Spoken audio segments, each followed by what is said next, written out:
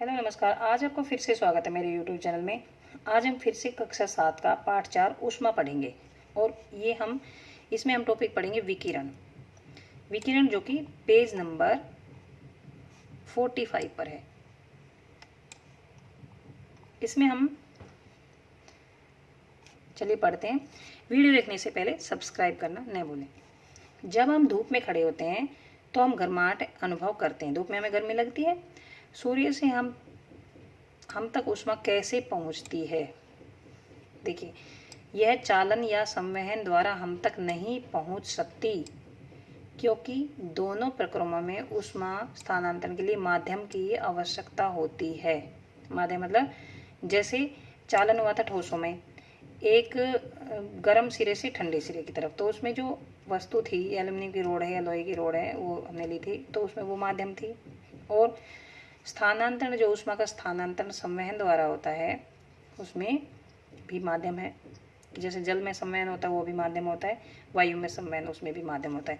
लेकिन विकिरण में कोई माध्यम नहीं होता, क्योंकि पृथ्वी तथा सूर्य के बीच अधिकांश स्थान में कोई माध्यम जैसे वायु नहीं है। वायु क्या है? वायुमंडल में ही है, उससे ऊपर वायु नहीं है।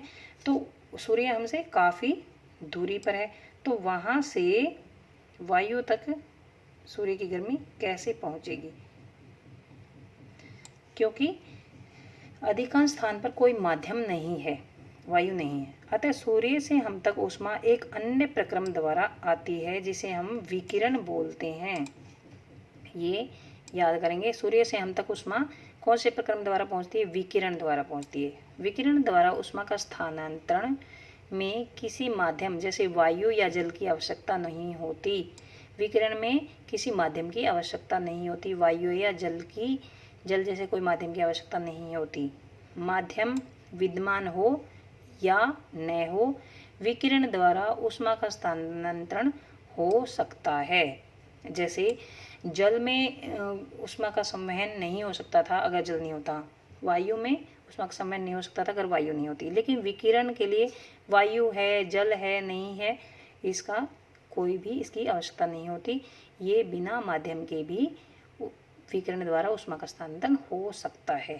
जब हम किसी हीटर के सामने बैठते हैं तो हमें इसी प्रक्रम द्वारा ऊष्मा प्राप्त होती है, विकिरण प्रक्रम द्वारा।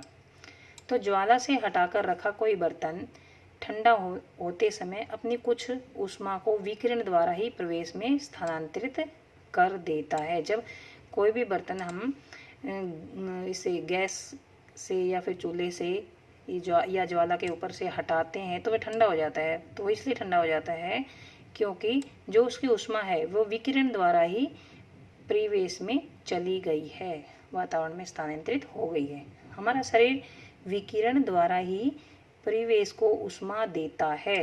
हमारा शरीर विकिरण द्वारा ही परिवेश को ऊष्मा देता है तथा उससे ऊष्मा ग्रहण करता है। इसका मतलब क्या है?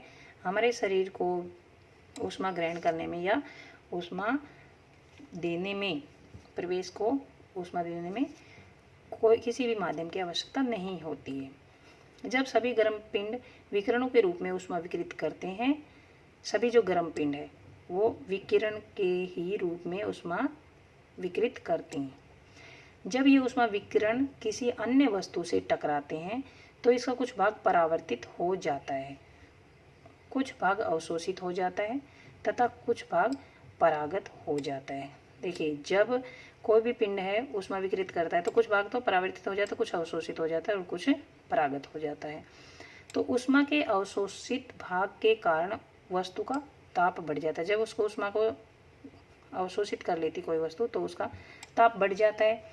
और धूप में बाहर जाते समय आपको छाते का उपयोग करने का परामर्श क्यों दिया जाता है? क्योंकि यही ऐसा कारण है कि ऊष्मा का जो कुछ भाग है वो छाते द्वारा ही अवशोषित कर लिया जाता है या फिर कुछ भाग परावर्तित कर लिया जाता है तथा कुछ ही भाग जो परागत हो सकता है। इसलिए हम छाते का उपयोग करते हैं, क्योंकि छाता ही उस ऊष्मा को रोक लेता है।